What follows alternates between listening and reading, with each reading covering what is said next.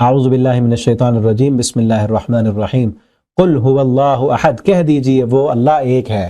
سورۃ الاخلاص انتہائی اہم ترین سورت ہے، قرآن کے تہائی حصے کے برابر۔ ایک مرتبہ اس سورت کو پڑھنا قرآن کے 10 پارے پڑھنے کے برابر ثواب ملتا ہے۔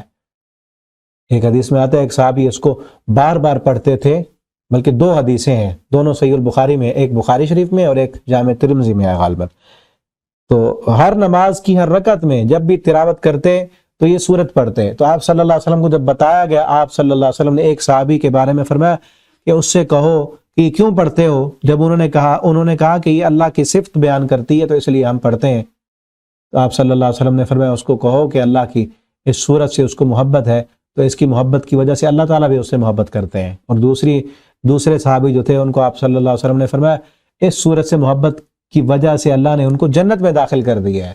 اس سورت کو بار بار پڑھنا، اس کو سمجھ کے پڑھنا، اس پر عمل کرنا، اس کے مطابق عقیدہ بنانا، اس سے اللہ تعالیٰ محبت بھی کرتے ہیں اور اللہ تعالیٰ جنت بھی دیتے ہیں۔ شرط یہ ہے کہ اس کے مطابق عقیدہ ہو انسان کا۔ اللہ ایک ہے، اللہ الصمد، اللہ بے، اللہ ایک ہے، اللہ اپنی ذات میں، اللہ تعالیٰ اپنی صفات میں اکیلے ہیں، اللہ تعالیٰ اپنے افعال میں اکیلے ہیں۔ یاد رکھیں، اللہ اپنی ذات میں اکیلے ہیں، اللہ تعالیٰ اپنی صفات میں اکیلے ہیں، اور اللہ تعالیٰ اپنے افعال میں اکیلے ہیں۔ اللہ کی ذات جیسے کسی کی ذات نہیں ہے، اللہ کی صفات جیسے کسی کی صفات نہیں، اور اللہ کے افعال جیسے بھی کسی کے افعال نہیں ہیں۔ اللہ الصمد، اور اللہ بے نیاز ہے۔ اور یہ جو الصمد ہے نا، احد اور صمد، یہ اللہ کی ایسی 2 نام ہیں اور صفات ہیں جو اللہ کے تمام ناموں پہ آتی ہیں، تمام ناموں کے ساتھ آتی ہیں۔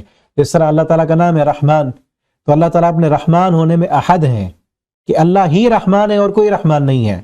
اور اللہ اپنے رحمان ہونے میں صمد بھی ہیں کہ اللہ تعالیٰ کو صمد کا معنی بے نیاز، جس کو کسی کی ضرورت نہ ہو۔ اپنی صفت رحمانیت کو پورا کرنے کے لیے اللہ کو کسی کی ضرورت نہیں ہے۔ اللہ تعالیٰ رزاق ہیں، اپنے رزاق ہونے میں احد ہیں کہ اللہ جیسا رزق دینے والا کوئی نہیں ہے۔ اور اللہ اپنے رزاق ہونے میں صمد ہیں کہ اللہ کو اپنی صفت رزاقیت کو پورا کرنے کے لیے کسی کی ضرورت نہیں، سب کو وہ رزق دیتے ہیں، کسی سے مانگتے نہیں۔ کبھی کسی کو نہیں کہا کہ آج میری فلاں مخلوق بھوکی ہے تم کھانا دے دو، کوئی نہیں کھلا سکتا۔ تمام صفات، تمام اللہ کی جو صفات ہیں ان صفات کے ساتھ احد اور صمد آتا ہے۔ ٹھیک ہے، اللہ تعالیٰ اپنی تمام صفات میں احد ہیں اور صمد ہیں، اپنی ذات میں احد ہیں اور صمد ہیں، اپنے افعال میں احد ہیں اور صمد ہیں۔ تو انشاءاللہ مزید تفسیر جو ہے اس میں پڑھیں گے۔